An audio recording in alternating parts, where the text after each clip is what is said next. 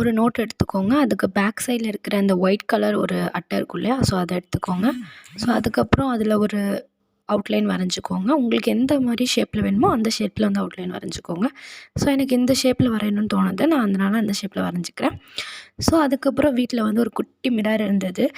நம்ம வாங்குவோம் இல்லையா கடையிலலாம், அதில் உள்ள ஒரு குட்டி மிரர் தான். அதை நான் எடுத்திருக்கேன். ஸோ அதுக்கு பின்னாடி பார்த்திங்கன்னா ஃபெவிகால் அப்ளை பண்ணி அந்த பேப்பரில் வந்து சென்டரில் வந்து நான் ப்ளேஸ் பண்ணிக்கிறேன். ஸோ சுற்றி இருக்கிற இடத்துலையும் ஃபெவிகால் அப்ளை பண்ணிக்கிறேன். இப்போது நான் ரீசெண்டாக கடலுக்கு போயிருந்தேன். அப்போ நிறையாவே சீஷல் கிடச்சிது. ஸோ அதை வந்து எந்தெந்த இடத்துல வந்து எப்படி ஒட்ட முடியுமோ அந்த இடத்துக்கு தகுந்த மாதிரி நான் ஒட்டிக்கிறேன். ஸோ இடையில கொஞ்சம் கேப்ஸ் இருக்கிற இடத்துல வந்துட்டு பீட்ஸ் என்கிட்ட இருந்தது. ஸோ அந்த பீட்ஸை வந்து அங்கங்கே ப்ளேஸ் பண்ணிக்கிறேன்.